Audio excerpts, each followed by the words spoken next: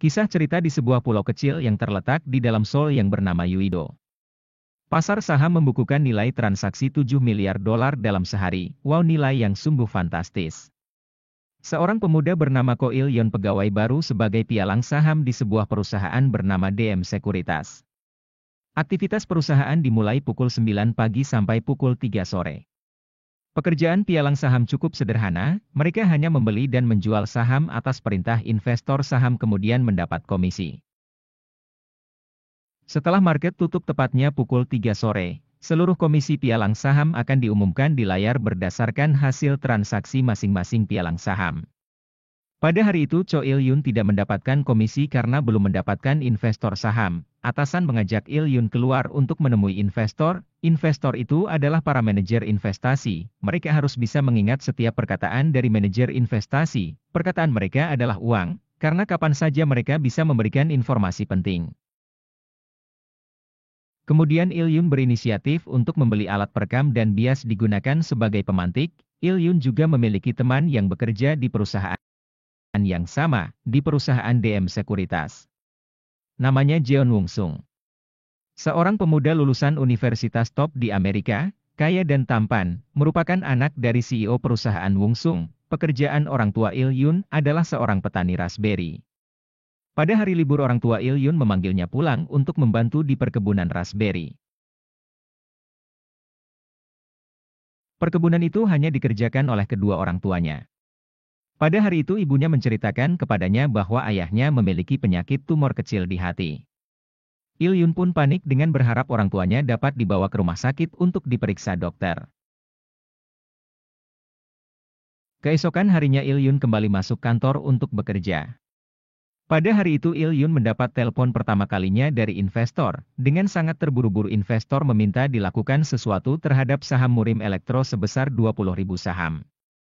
Il-yeon tidak bisa mengerti apa yang diperintahkan oleh investor. Il-yeon pun berpikir keras dan mulai menduga-duga terhadap pilihan beli atau jual saham Murim Elektro. Akhirnya Il-yeon memilih beli 20.000 saham Murim Elektro dengan sekali klik dan match. Tidak lama kemudian investor kembali menelpon Il-yeon dengan nada marah dan mengatakan,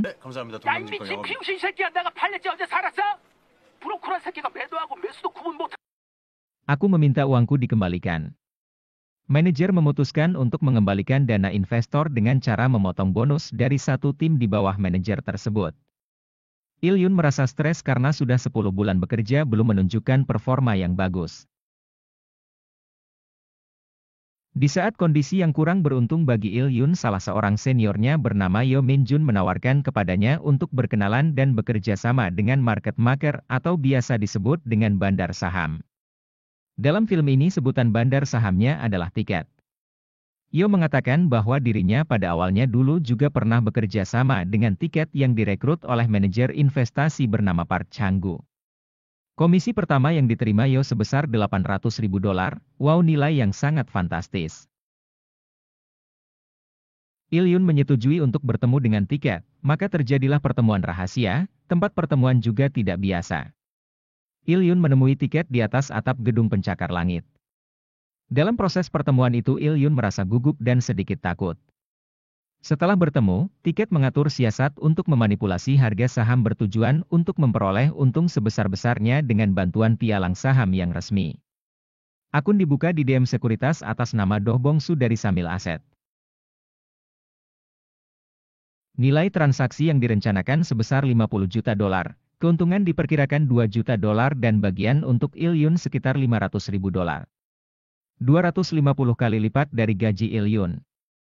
Keesokan harinya market dibuka pukul 9 pagi. Il-yeon memulai aksinya sesuai perintah tiket, belanja saham sampai 50 juta dolar dan kemudian menjualnya kembali setelah harga mereka angkat naik. Transaksi tidak biasa seperti ini ternyata terdeteksi oleh layanan pengawas keuangan. Pada pukul 3 sore seperti biasa komisi para pialang saham akan diumumkan di layar, dan ternyata untuk pertama kalinya komisi tertinggi atas nama Jo Il-yeon sekitar 50.000 dolar. Kemudian tiket membuat rekening bank untuk Il-yeon di Bahama dengan tujuan untuk keamanan dari deteksi layanan jasa keuangan. Pembukaan rekening bank di Bahama memerlukan biaya 30.000 dolar. Kini Il Yun sudah bisa membeli rumah baru, barang-barang mewah dan juga bisa membawa ayahnya ke rumah sakit untuk dilakukan operasi terhadap penyakit tumor ayahnya.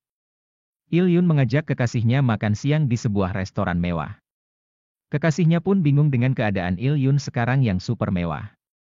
Ketika Il Yun pergi ke kamar mandi, Il Yun bertemu dengan seseorang dengan pernyataan-pernyataan yang sepertinya dia tahu bahwasanya Il Yun bekerja sama dengan bandar saham. Dan ternyata dia adalah agen penyidik layanan jasa keuangan yang bernama Han Ji Cheol. Kemudian Il Yun mencoba menghubungi Tiket dan Tiket mengajak bertemu di dalam ruang bioskop film. Tiket menceritakan kecurigaan Han Ji Cheol berasal dari transaksi yang tak biasa, kemudian mereka mengejar pelakunya dan pelakunya sudah melarikan diri ke luar negeri. Mereka mencoba mencari pemilik akun bernama Do Bongsu, dan mereka menemukan Do Bongsu adalah seorang tunawisma. Akhirnya mereka mengejar pialang saham yaitu Kamu Il Yun. Tetapi mereka tidak punya bukti kuat untuk menangkap Il Yun karena Il Yun hanya menjalankan beli dan jual sesuai perintah investor. Wanita cantik bernama Nona Park yang bekerja satu kantor dengan Il Yun mulai tertarik dengan kesuksesan Il Yun dan mulai mengajarkan lebih detail tentang cara membeli saham dengan jumlah besar. Nona Park lebih dahulu bekerja menjadi pialang dibandingkan Il Yun, kemudian Nona Park memberikan nomor handphonenya. Tiket memanggil Il Yun untuk melakukan pekerjaan kedua. Kali ini pekerjaan melibatkan 5 pialang perusahaan, salah satunya adalah Park Chang-gu, yang sebelumnya klien dari Yo Min Jun. Mereka mendapat bagian sepertiga dari keuntungan.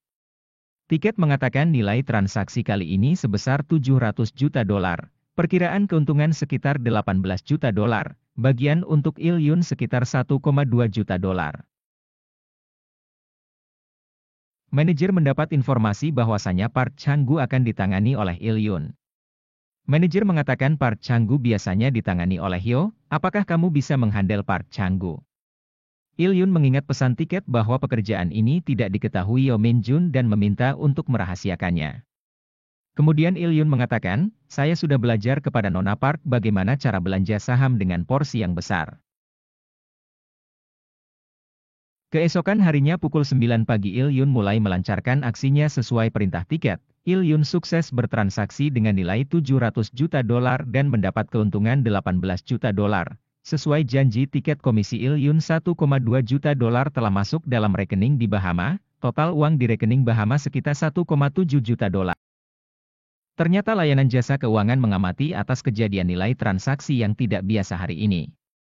Il Yun pulang ke rumahnya. Tetapi sesampainya di rumah, Han Ji Cheol penyidik jasa keuangan sudah menunggu di halaman rumahnya dan mengatakan kepada Il Yun, siapa Tiket dan tunjukkan di mana Tiket berada.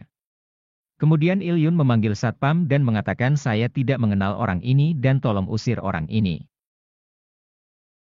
Il Yun kembali menemui Tiket untuk menyampaikan bahwa penyidik layanan jasa keuangan mendatangi rumahnya. Tiket mengatakan tenang saja, jangan terlihat gugup karena orang yang gugup jadi sasaran empuk, seperti dirimu Tuan Cho Il Yun. Pergilah berlibur dan lihat uang Anda di Bahama. Kemudian Il Yun mengikuti saran Tiket untuk pergi berlibur dan melihat uangnya di salah satu bank di Bahama.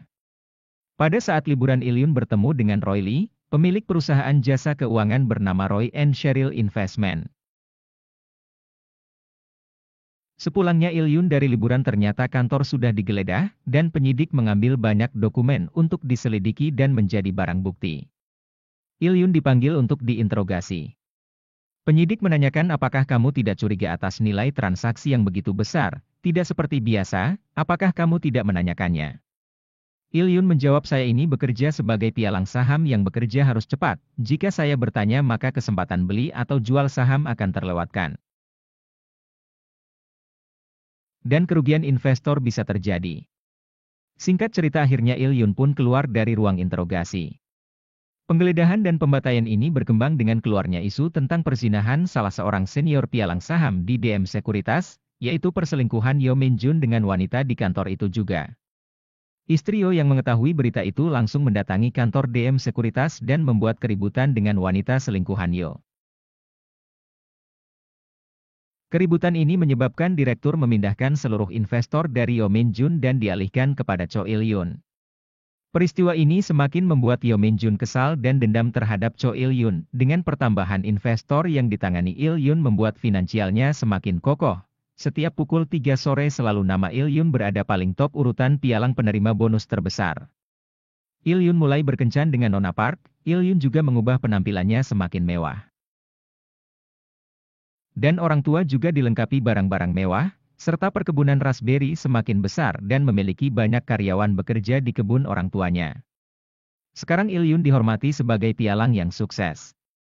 Dalam suatu malam Il-yun ditelepon oleh seseorang yang mengaku dari perusahaan BK Investment bernama Baek Jong-pil, tetapi kejadian itu sudah larut malam sehingga Il-yun menutup teleponnya. Keesokan harinya Baek Jong-pil ditemukan sudah tewas. Kemudian Il-yun meminta data-data investor yang bertransaksi besar. Il-yun menemukan nama-nama seperti Baek Jong-pil, kemudian ada nama Park Chang-gu. Di lain tempat ternyata Han Ji-cheol si penyidik menemui Park Chang-gu dan mengatakan banyak pembelian harta Park Chang-gu yang terdeteksi tidak seperti biasa dan mulai mengancam akan memenjarakan Park Chang-gu. Lantas Park Chang-gu menemui Yeo Min-jun. Pertemuan ini menghasilkan kesimpulan kalau mereka akan menemui Han Ji-cheol si penyidik. Untuk membongkar kejahatan pasar modal yang dilakukan Tiket, Yeo mengatakan bahwa dia yang mengenalkan Il-yun kepada Tiket, dan mereka membocorkan informasi bahwa saham Signal Tech akan tersungkur dan Tiket akan mengeksploitasi saham Signal Tech. Keesokan harinya Il-yun mendatangi kantor Park Chang-gu tapi Park Chang-gu tidak berada di tempat. Il-yun memutuskan untuk pulang saja. Sesampainya di luar kantor, tiba-tiba ada seseorang jatuh dari atas gedung dan menimpa atap sebuah mobil sedan. Setelah Il-yun mendekati mayat tersebut adalah seseorang yang dikenalnya dengan nama Park Chang-gu. Tiket memanggil kembali Il-yun untuk melakukan pekerjaan selanjutnya. Tiket berencana akan memperoleh keuntungan sekitar 20 juta dolar dan bagian Il-yun sekitar 5 juta dolar. Il-yun bertanya bagaimana rencana pembelian saham Signal Tech. Tiket mengatakan belilah saat harga saham terpuruk. Il-yun bertanya lagi bagaimana kalau harga sahamnya tidak terpuruk. Tiket menjawab, maka akan kita buat terpuruk. Di lain tempat Han Ji-cheol si penyidik bekerja sama dengan Nona Park untuk mengkopi seluruh data transaksi Il-yun besok hari. Keesokan harinya Il-yun pun mulai melancarkan aksinya. Il-yun membaca berita bahwa pabrik Signal Tech mengalami kebakaran dan menyebabkan beberapa orang meninggal dunia. Harga saham benar-benar terpuruk.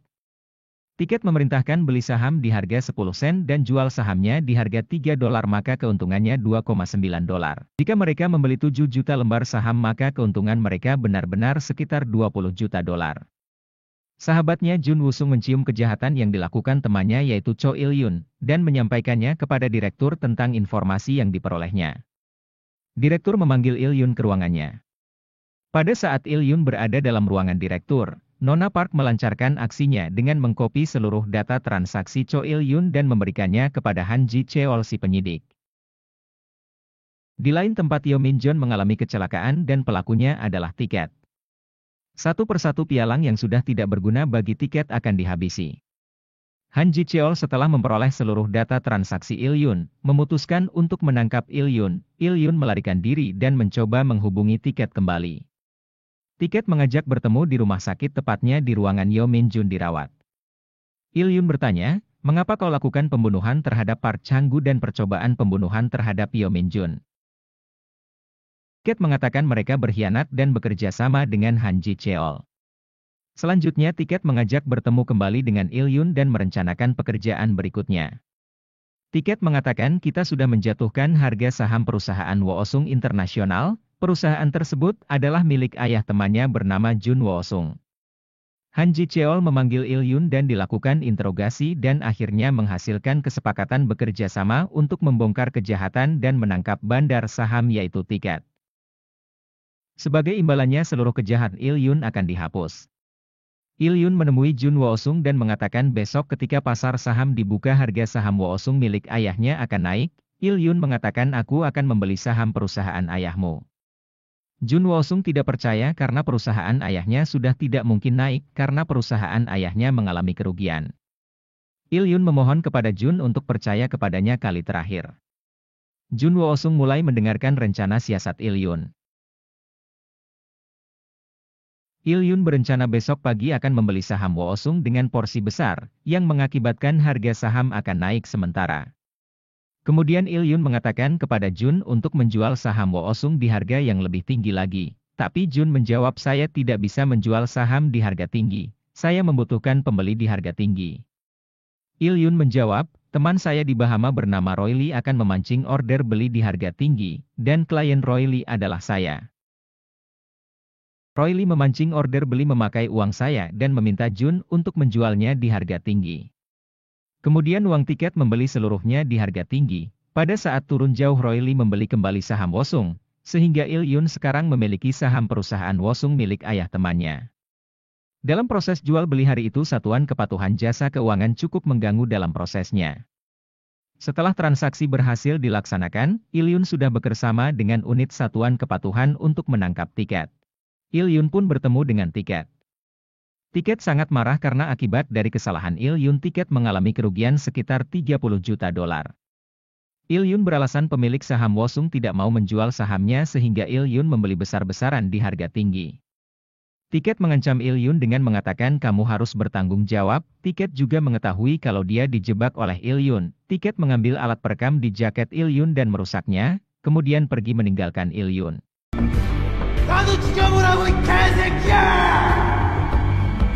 Lama seseorang menikam Il-yun dengan senjata tajam. Il-yun tersungkur dan berusaha mengejar pelaku dan memegang kaki pelaku, dan akhirnya unit satuan tugas datang menangkap pelaku tersebut. Unit satuan tugas juga berusaha ingin menangkap tiket, tapi tiket menjawab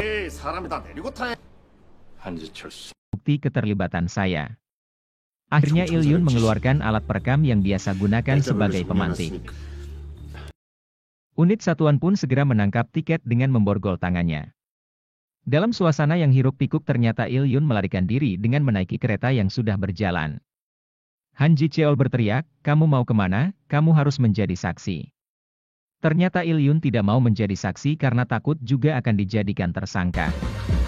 Demikianlah ulasan film Money 2019, semoga dapat menambah wawasan kita bersama. Sampai jumpa review film selanjutnya.